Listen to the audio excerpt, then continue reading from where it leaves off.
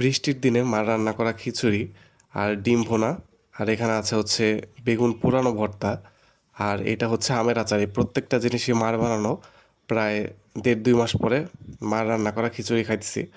তো প্রথমে আমার সবচেয়ে পছন্দের এই বেগুন ভর্তাটা দিয়ে একটু খাওয়া শুরু করলাম। এটা হচ্ছে বেগুন পুড়ায়ে তারপরে কাঁচামরিচ দিয়ে পেঁয়াজ দিয়ে ভর্তাটা করা হয়। ভর্তাটা খুবই মজার, এটার থেকে একটা স্মোকি ফ্লেভার আসে এবং এটা বেগুন ভাজার থেকেও আমার কাছে অনেক বেশি বেটার লাগে বেগুন ভর্তাটা, বিশেষ করে খিচুড়ি দিয়ে।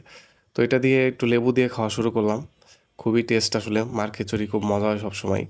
তারপরে মার বানানো এই আচারটা, যেটা হচ্ছে কাঁচা আম দিয়ে বানানো, এই আচারটা খাইলাম। এই আচারটা একটু বেশি টক টাইপের। এটা খিচুড়ির সাথে খাইতে ভাল লাগছে, বাট এটা মেনলি ভাত আর পাতলা ডাল যেটা আছে ওইভাবে খাইতে খুব বেশি মজা লাগে, এর থেকেও বেটার লাগে।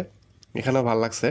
এরপর একটু ডিমের তরকারিটা, যেটাও খুব টেস্ট হয়েছিল, ওইটার ঝোলটা নিয়ে আর হচ্ছে বেগুন ভর্তা দিয়ে, এটা নিয়ে আর ডিম দিয়ে খাইলাম। খুব ভাল লাগলো। এই খিচুড়ির সাথে যেই জিনিসগুলো ছিল একদম পারফেক্ট কম্বিনেশন।